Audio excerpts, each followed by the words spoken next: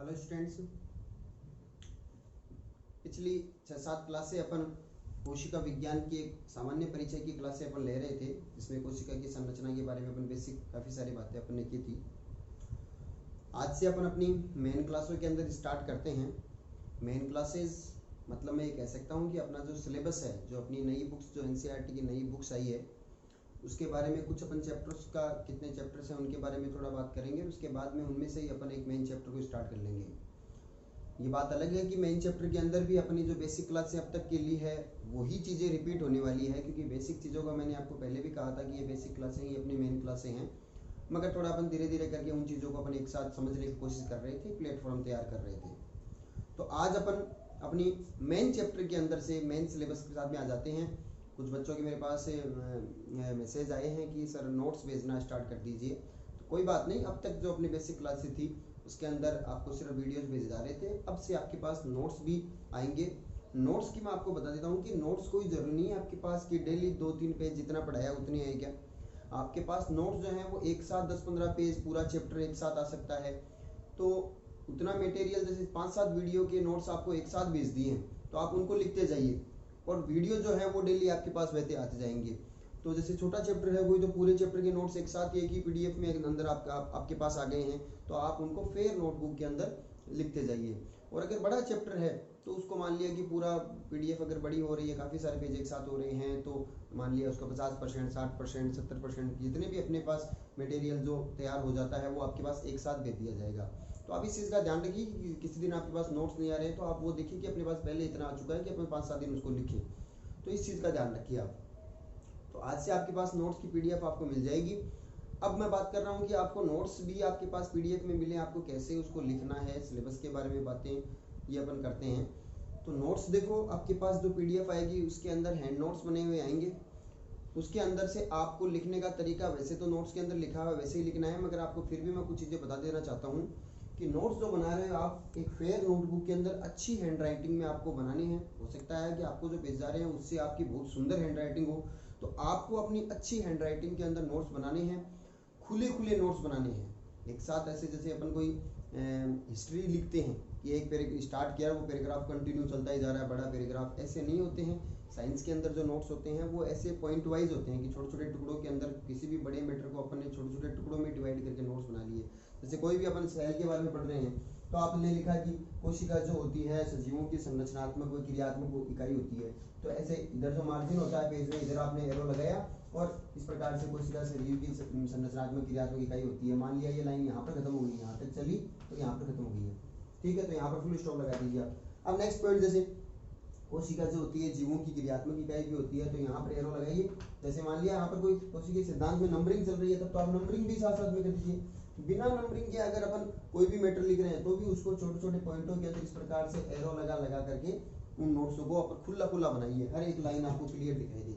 इस प्रकार से नोट्स को बनाना है। लाइनों के बीच में कोई वैज्ञानिक नाम आ जाए, किसी भी जीव का वैज्ञानिक नाम, किसी पादप का वैज्ञानिक नाम आ जाए, तो वैज्ञानिक नाम जैसे फॉर एग्जांपल आ गया, जैसे मेंजीफेरा इंडिका नाम आ गया है, मेंजीफेरा इंडिका, यह आम का वानस्पतिक नाम है।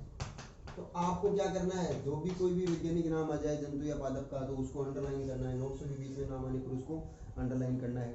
किसी वैज्ञानिक का नाम आ जाए तो वैज्ञानिक नाम भी अंडरलाइन करो। ये तो नियम ही होता है अंडरलाइन करना, ये तो नियम ही है। कोई भी वैज्ञानिक नाम जो होता है उनमें वंश और जाति दोनों के नाम को अलग अलग अंडरलाइन अपन को करना पड़ता है। बाकी अंडरलाइन का मतलब है कोई भी इंपॉर्टेंट वर्ड जो हाईलाइट करें अपन, जो दिखे।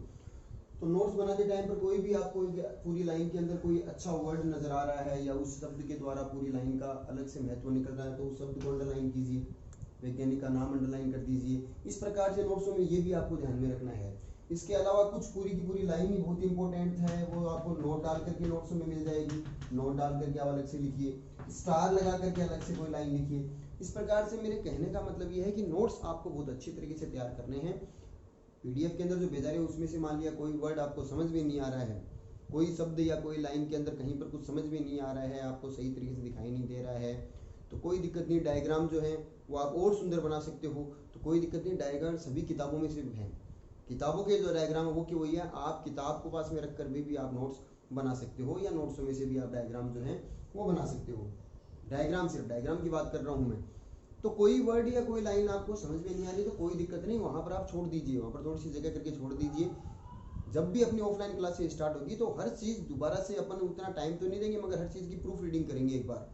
सबके नोट्स उतार लिए गए, सबके नोट्स चेक किए जाएंगे, जहाँ पर कोई कमी रही है वहाँ पर फिर से आपको सही करा दिया जाएगा। तो इसमें कोई घबराने की जरूरत नहीं है कि कहीं पर कुछ कोई वर्ड या कोई लाइन में आपकी मिस्टेक हो रही है, कुछ समझ में नहीं पा रहे हो तो अब मैं आगे कैसे बढ़ूँ। आप आगे बढ़ो, वहाँ पर थोड़ी सी जगह छोड़ दो, आपको पता लग जाएगा कि चेक करेंगे सभी चीज़ें तो आपकी वो सही करा दी जाएगी। कोई बड़ी बात नहीं है ये कि नोट्सों के अंदर आपकी थोड़ी बहुत दिक्कत हो तो।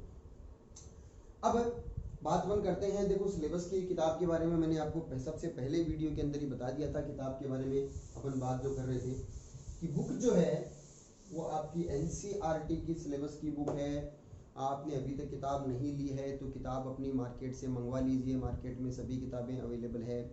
आपको 11वीं क्लास की बुक जो लेनी है वो उसमें आपको एनसीईआरटी की लेनी है। आपको ये बोलना है कि एनसीईआरटी की लेनी है, ठीक है।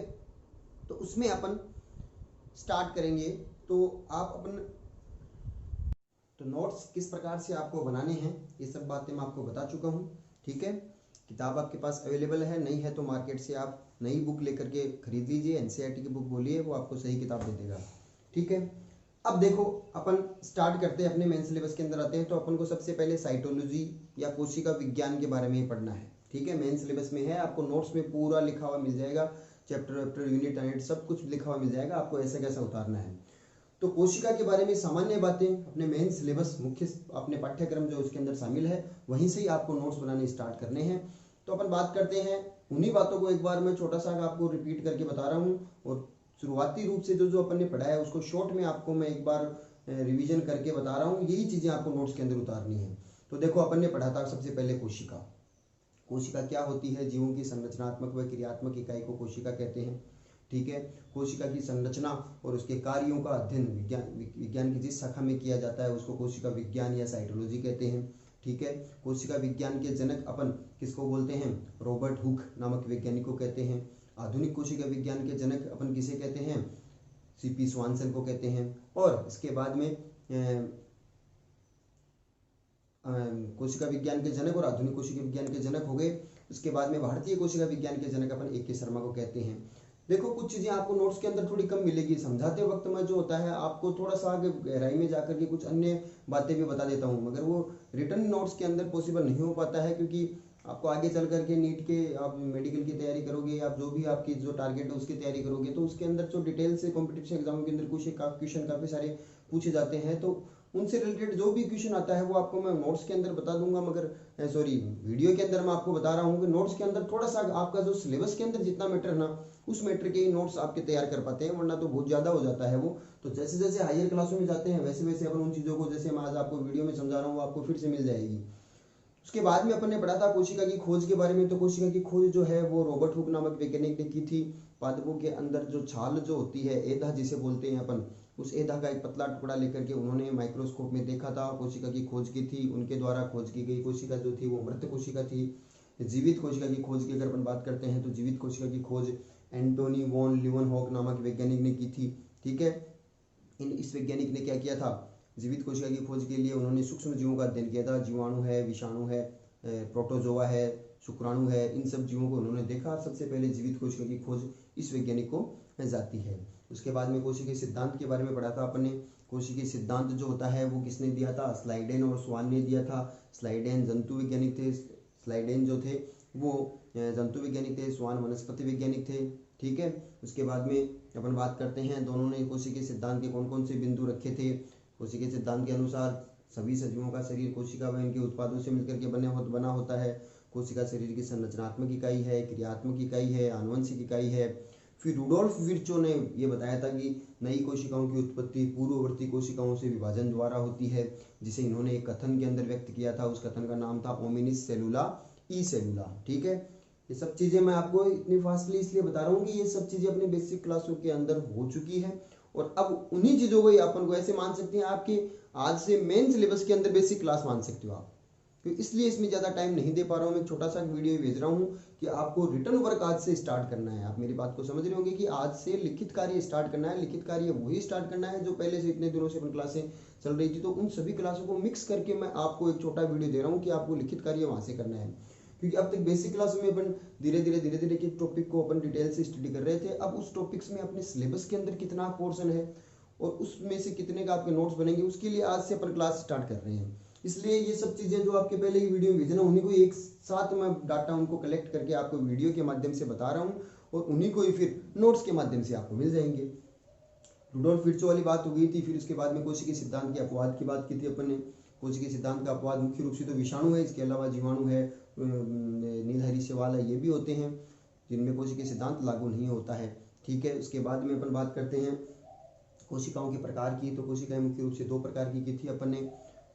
कौन कौन सी कोशिकाएं की थी? प्रोकैरियोटिक कोशिका, यूकैरियोटिक कोशिका। दोनों कोशिकाओं में अपन ने अंतर भी किया था। अंतर की पूरी टेबल आपको नेक्स्ट PDF के अंदर मिलेगी। अगले जो नोट्स भेजूंगा ना उसमें अंतर की टेबल मिलेगी। यहाँ तक आपको क्या मैटर मिलेगा? यहाँ तक आपको मटेरियल मिलेगा जो अब तक मैंने बातें बताई है वो तक। प्रोकैरियोटिक यूकैरियोटिक कोशिकाओं में अंतर से पहले तक की जो चीज़ें की थी ना, वो वाली चीज़ें अपने मिलेगी।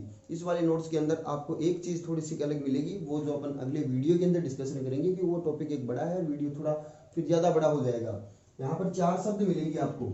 एक तो मिलेगा प्रोटोप्लास्ट, जिसके बारे में तो मैं आपको पहले थोड़ा बहुत बता चुका हूँ। प्रोटोप्लास्ट, जिसको अपन जीव द्रव्य भी कहते हैं, जीव द्रव्य। एक मिलेगा शब्द यहाँ पर प्रोटोप्लाज्म, प्रोटोप्लाज्म जिसको अपन जीव द्रव्य कहते हैं, जीव द्रव्य।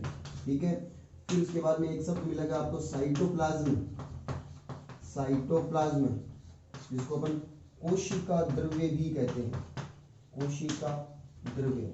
ये इंग्लिश नाम है, ये हिंदी नाम है। और फिर उसके बाद में एक चौथा शब्द मिलेगा आपको न्यूक्लियोप्लाज्म, न्यूक्लियोप्लाज्म जिसको अपन केंद्रक द्रव्य भी कहते हैं। नोट्स के अंदर आपको एक बार ये लिख लेने हैं चारों शब्द, एक एक लाइनों के चारों शब्दों का अर्थ है, मगर इनका मतलब क्या होता है आपको नेक्स्ट वीडियो के अंदर अच्छे से मैं आपको समझाऊंगा कि 4 शब्द जो है वो बार बार में अपने आप नोट्स बनाओगे तो बार बार में ये शब्द आएंगे। इन चारों शब्दों का तुलनात्मक रूप से आप कैसे अंतर ध्यान रख सकते हो, इन चारों शब्दों का अर्थ मैं आपको अगले वीडियो के अंदर बता करके फिर आगे की प्रोकैरियोटिक और यूकैरियोटिक कोशिकाओं में अंतर की जो टेबल की थी वो वाली PDF आपको भेज दी जाएगी। तो ये 4 शब्द आपको अभी जो मैं आपको नोट्स भेजूंगा उनमें आपको मिलेंगे, जो अपने पहले वीडियो में डिस्कशन नहीं हो रखे हैं, इसलिए आप कंफ्यूज हो जाओगे कि सर ये तो बताया ही नहीं था। तो आप कोई बात नहीं, आपको जो मिल रहा है एक बार लिख लीजिए, जो आपको भेज रहा हूँ वो अच्छे से आपको मैं क्लियर करवाऊंगा। ठीक है, तो अगले वीडियो के अंदर अपन कोशिका विज्ञान की जो तक बातें और कर ली थी उन पर थोड़ा डिस्कशन करते हुए आगे का अपन और करेंगे। ठीक है, थैंक यू।